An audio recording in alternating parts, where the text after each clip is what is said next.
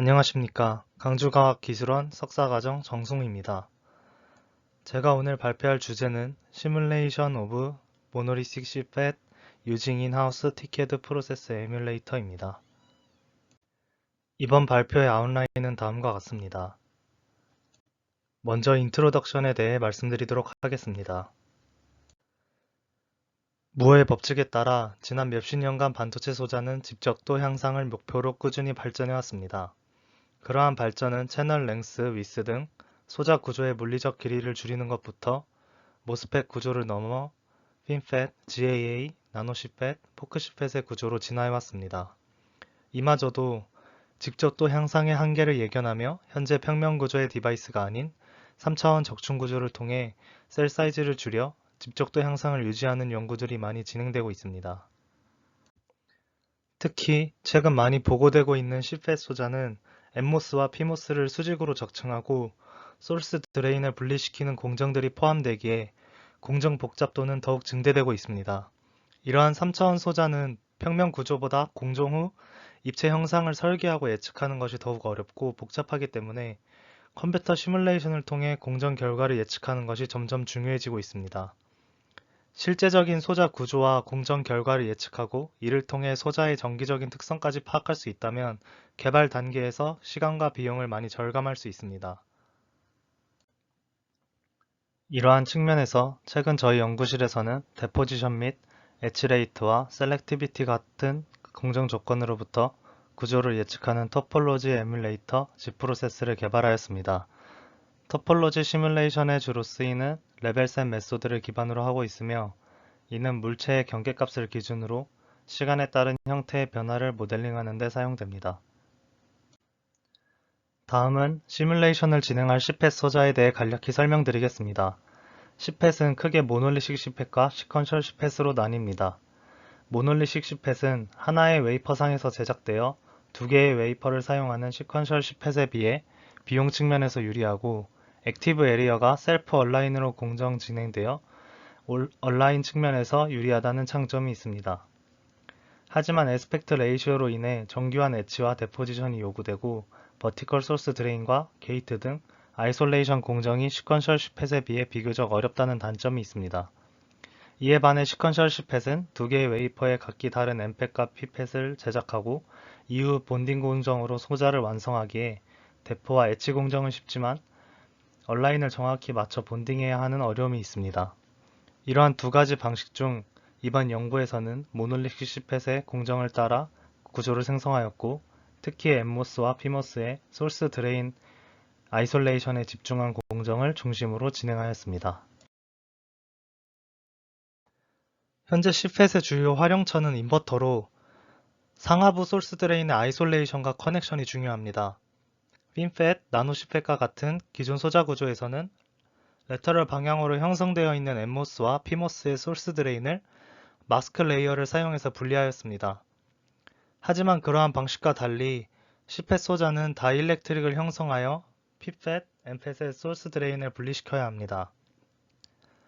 그러나 기존 캐비티 엣지 공정을 따르면 상하부 실리콘 채널이 모두 드러나 있어 소스 드레인이 동시에 성장됩니다. 이로 인해 상하부 소스 드레인이 멀지될 수 있습니다. 이렇게 상하부의 소스 드레인이 동시에 성장되는 것을 막기 위해서는 바텀 소스 드레인 에피 공정 이전에 탑 실리콘 채널이 노출되어 있지 않은 구조를 만들어야 합니다. 이와 관련하여 23년 SPIE의 아이맥 그룹에 의해 발표된 논문에서는 커버 스페이서를 활용해 두 번의 캐비티 엣치를 진행하고 바텀과 탑 소스 드레인을 순차적으로 형성하는 공정을 제시하였습니다. 이는 바텀 소스 드레인 에피가 진행되는 동안 커버 스페이서에 의해 탑 실리콘 채널이 노출되지 않아 개별적인 소스 드레인 형성이 가능합니다. 이후 설명드릴 토폴로지 시뮬레이션은 이러한 캐비티 패터닝 공정 흐름을 적용해 수행되었습니다. 다음은 3차원 토폴로지 시뮬레이션 과정에 대해 설명드리겠습니다. 이번 연구의 전체적인 프레임워크는 아래와 같습니다. 먼저 인하우스 에뮬레이터를 통해 3차원 시펫 구조를 생성하였습니다. 각 단위 공정의 결과를 확인하기 위한 시각화는 오픈소스 프로그램인 파라뷰를 사용하여 진행되었습니다. 이후 티켓 디바이스 시뮬레이션을 진행하기 위해 텟젠 라이브러리를 활용하여 테트라헤드라 메쉬를 형성하였고 소스 드레인과 실리콘 채널에 도핑을 해줌으로써 시뮬레이션을 위한 소자를 완성하였습니다. 그리고 생성된 메쉬는 인하우스 시뮬레이터인 G디바이스를 통해 엠모스, 피모스 개별 소자의 동작 특성을 확인하였습니다. 이번 슬라이드에서부터는 모노리식 칩의 단위 공정과 진행 과정에 대해 설명드리겠습니다. 우선 엠모스와 피모스 각각 3개의 실리콘 채널을 갖도록 실리콘과 실리콘 저마늄을 적층한 뒤 핀 엣치를 진행했습니다. 이후 후속 공정으로부터 핀을 보호하기 위해서 7나노미터 SIN 라이너와 함께 STI를 형성하였습니다.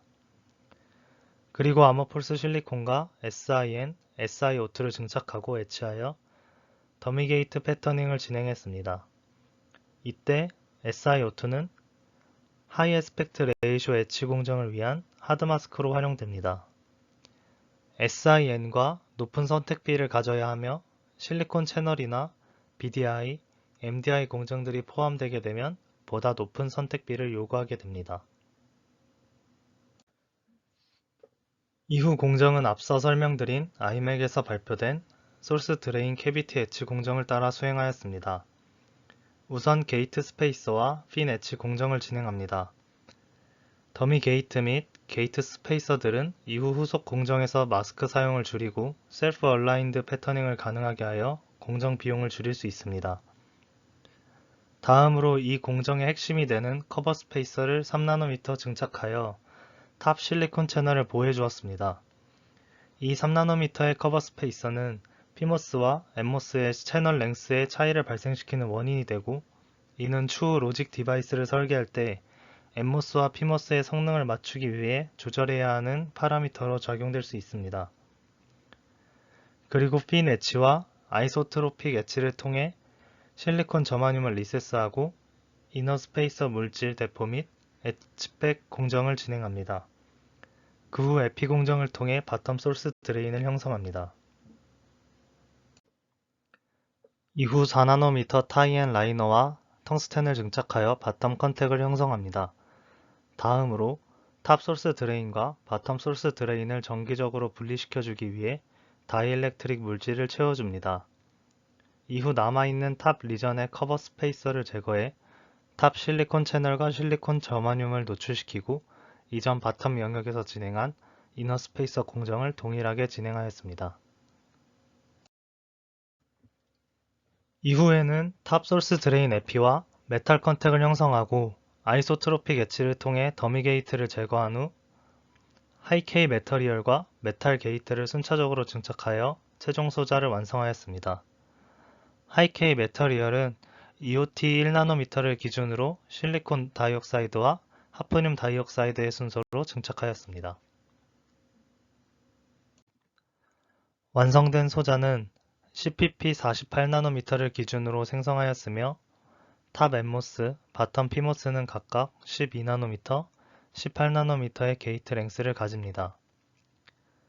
채널 랭스는 각각 22나노미터, 28나노미터이며 모든 채널은 6나노미터의 두께와 10나노미터의 폭을 가집니다.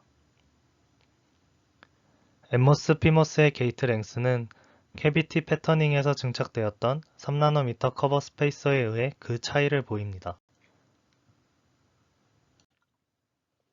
다음은 티켓 디바이스 시뮬레이션입니다. 생성된 소자에 대한 디바이스 시뮬레이션을 위해 소자의 코어 부분에 대해 메쉬를 생성하였습니다. 생성된 메쉬는 다음과 같고 시뮬레이션 시간의 단축을 위해서 게이트 옥사이드와 실리콘 채널과 같이 주요 영역에 대해서만 덴스한 메쉬를 생성하고 비교적 덜 중요한 영역들에 대해서는 콜스하게 메쉬를 형성해 시뮬레이션을 진행하였습니다. 가운데 그림에서 분홍색으로 표시된 부분은 전압이 인가되는 소스, 드레인, 게이트 컨택을 나타냅니다. 디바이스 시뮬레이션에서 스트레스는 고려되지 않았고 모빌리티 모델은 도핑 디펜던스, 하이필드 세츄레이션, 이노말 모델이 사용되었으며 SRH 리컴비네이션과 퀀텀 포텐셜 또한 고려되었습니다.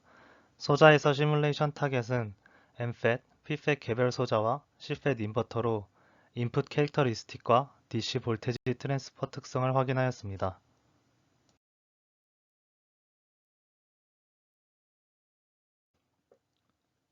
각 소자에 대한 인풋 특성 시뮬레이션 결과는 다음과 같습니다.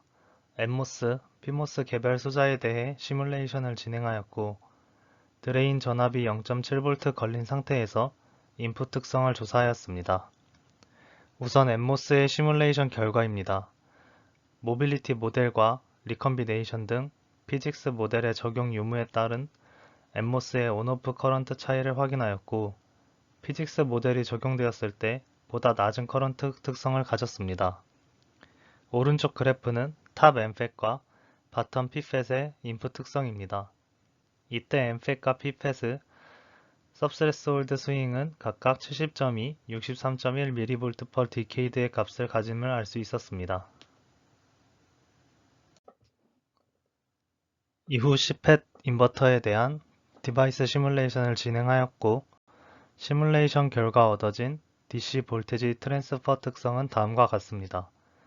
각각 VDD 0.7V, 1.0V, 1.2V에서 시뮬레이션을 진행하였으며 월크 펑션을 조절하여 PMOS와 NMOS의 온오프 커런트 특성을 맞춰준 결과 보이는 그래프와 같이 낮은 스큐를 보였고 높은 노이즈 마진을 가지는 이상적인 인버터의 특성을 확인하였습니다. 다음은 컨클루전과 퓨처 워크입니다. 이번 연구에서 모놀리식 CFET의 공정 에뮬레이션을 자체 제작된 에뮬레이터를 사용하여 진행하였고 CFET 소자 구조를 생성할 수 있었습니다. 이후 디바이스 시뮬레이션을 위한 메쉬를 생성하고 인하우스 디바이스 시뮬레이터인 G디바이스에 통합시켜 소자 시뮬레이션까지 진행하는 데 성공했습니다. 이후 계획으로는 BDI와 MDI, BPR을 포함한 CFET 소자와 이를 활용한 SRAM 등 로직 디바이스까지 시뮬레이션을 해나갈 예정입니다.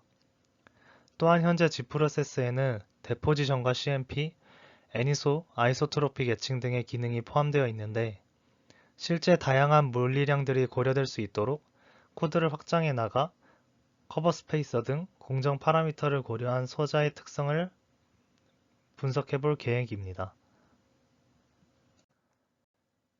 이상으로 준비한 발표는 여기까지입니다. 들어주셔서 감사합니다.